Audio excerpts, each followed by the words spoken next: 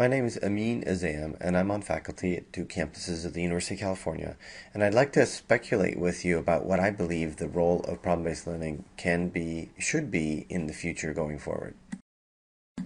This video represents one of a series of videos about problem-based learning, or PBL, and is actually the sixth and final session of the 6 videos. In the earlier videos, I talked about, as you can see, the theory of PBL and shared with you that when used extensively as evidence at the UC Berkeley UCSF Joint Medical Program, PBL actually works at least as effectively as a traditional lecture-based curriculum. And now what I'd like to do is speculate about what I believe the role of PBL would be in the future. And I should acknowledge that this is strictly my opinions at this point going forward. One thing that's worth looking at is the information explosion era that we are currently in. And I will draw your attention to a graph. I'll animate a graph for you in which any milestone above the line that you're about to see are milestones in the growth of the amount of content in the world, and anything on the below the line are milestones in the content organization of that volume of content.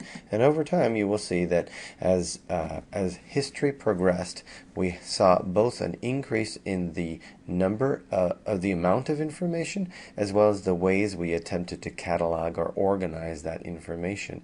But of course this curve gets much more exponentially fast or higher towards the end here, and the beginning of a profession known as information architects arrived in 1994.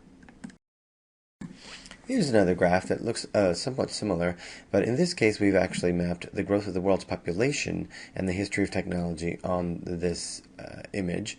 And once again we can see a radical increase towards the latter end of the curve in technologies, in the birth of technologies in addition to the birth of the people on the planet.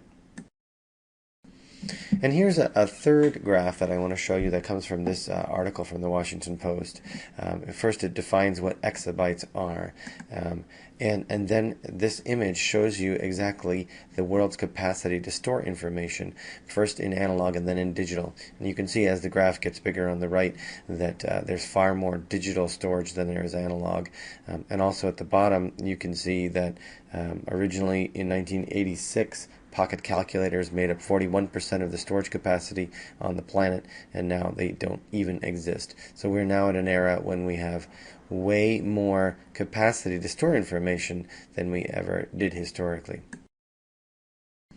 What do you think about all of these graphs I've shown you? Here's the shape of the first one, and here's the shape of the second one, and here's the shape of the third one. And all three of those images remind me of a different picture or an image that you might have seen through your experiences to date. Something like that.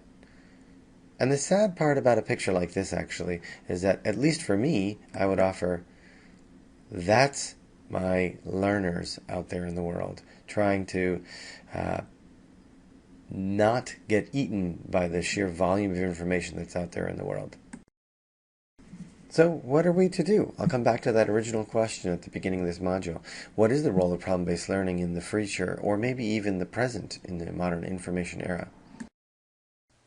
So based on those last series of slides I showed you about the data we did analyzing at the Berkeley program, I'm personally really done proving that an entirely PBL-based pre-clerkship medical school curricular model works.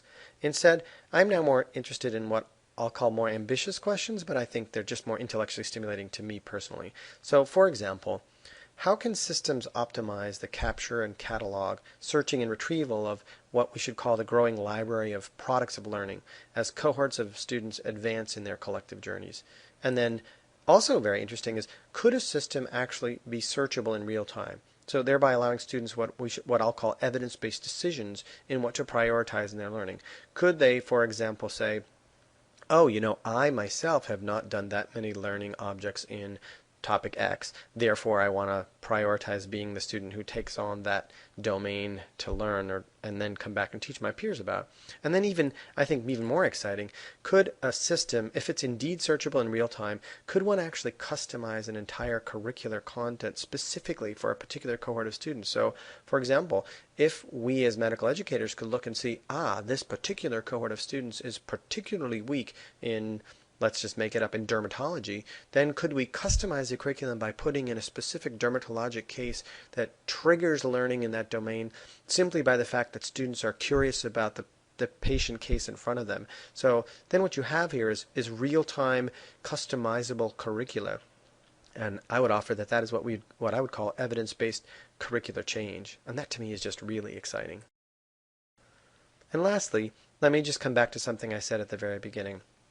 In this modern digital era we all live in, all learners really have access to all the world's information at nearly all times at all their fingertip screen devices. So entire educational systems have to start grappling with the fundamental assumption that we've made for decades, centuries really, that educators are there to teach content to their students.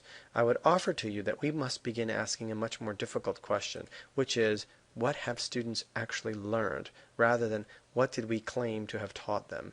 And I would propose to you that when learners and educators come together face to face, regardless of the number of screens between them, there's been an implicit commitment to the relationship. Elsewise, why bother showing up at all? So I think the beauty of PBL is that it helps people learn how to learn together, to define gaps in their collective knowledge, to look up those lacuna of understanding both independently and together, and ultimately to come back and teach one another so that they can collectively achieve their shared goal. In the case of medical education, that shared goal is the optimal health of the patients that are entrusting their care to this team of individuals. And I can think of no better way to begin the process of becoming effective interprofessional healthcare teams than to be using problem-based learning from the beginning of trainees' journeys toward becoming professionals. So you're watching this module presumably because you and I are going to be meeting face to face. So I look forward to seeing you sometime soon so we can discuss my opinions and I can learn about yours. Enthusiastically, I am Amin.